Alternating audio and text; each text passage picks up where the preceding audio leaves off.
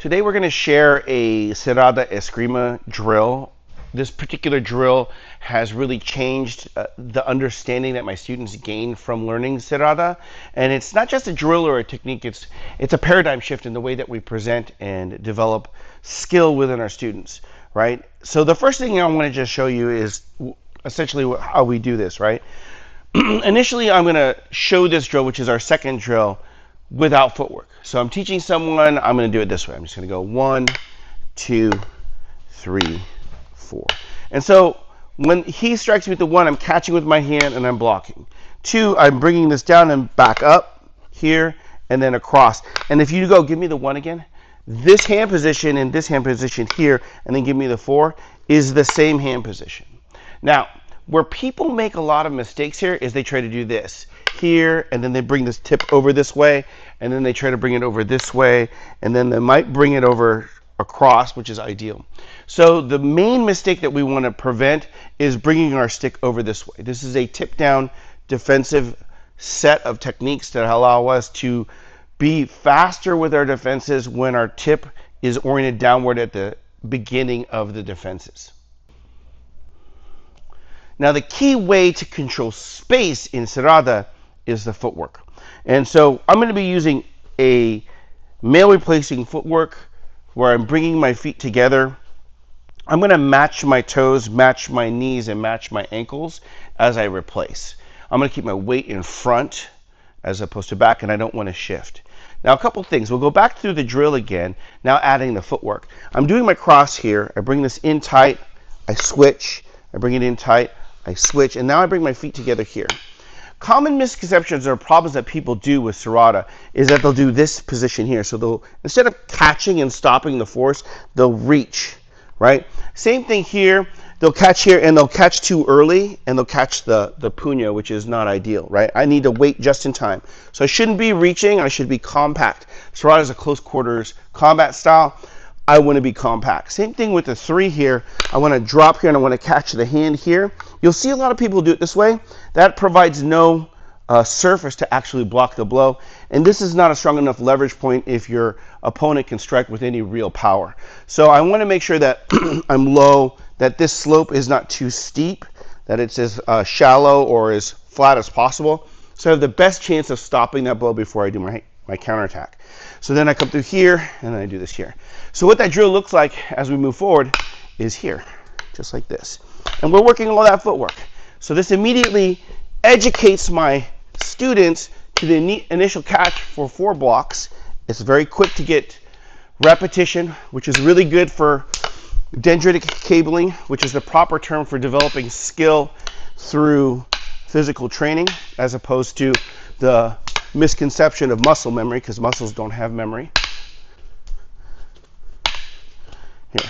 The other thing we want to make sure is that our feet are properly being replaced through the whole thing, and that our catches are very specific, each of our defenses. Advanced Serrada control tactics. Now, with the blocking drill number 2, we've already talked about the basic idea of controlling distance with footwork. Now we're going to talk about the upper half of the body. So let's look at the drill just first as its own thing here, right here. Good. So I strike an angle 1, an angle 2, an angle 3, an angle 4.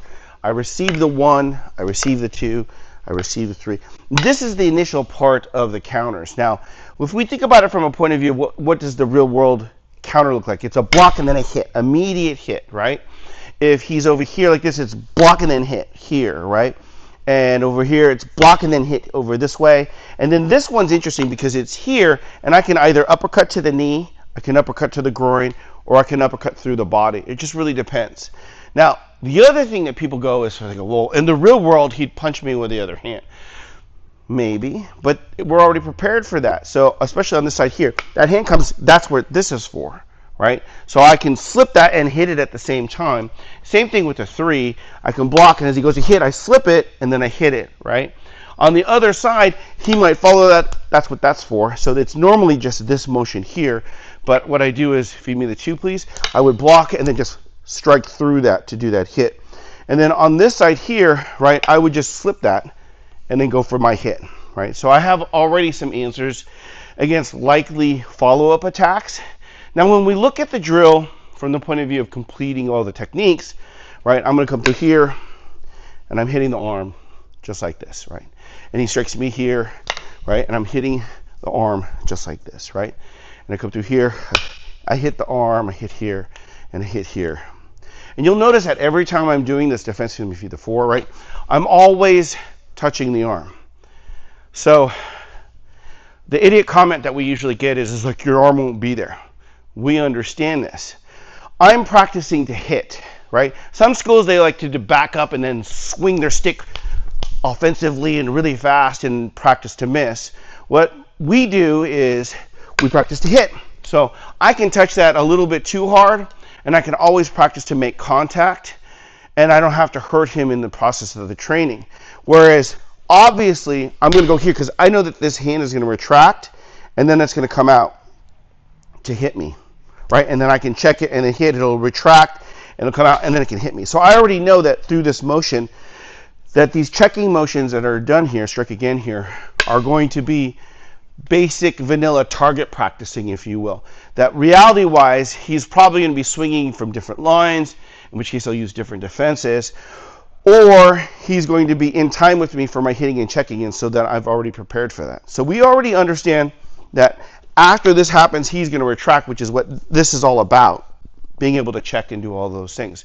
So for Serrada, when we talk about advanced control tactics, it's all that checking. Strike again here. I already know that he's going to be retracting. So as I hit, he gets to retract. And as that comes through, I go here. Now I'm hitting here, he gets to retract. And that's what all this is for, so that I can do that.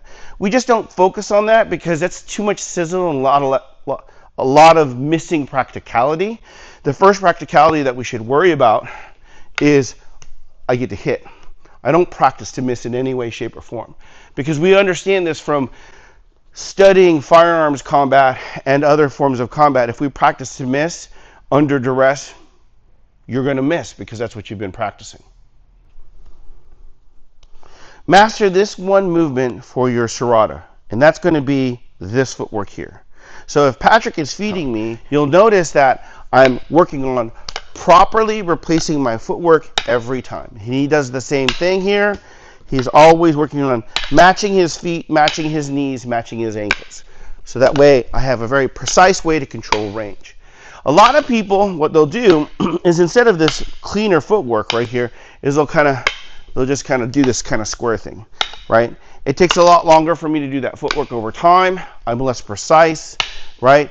And because I'm shifting weight a lot more often, it's slower.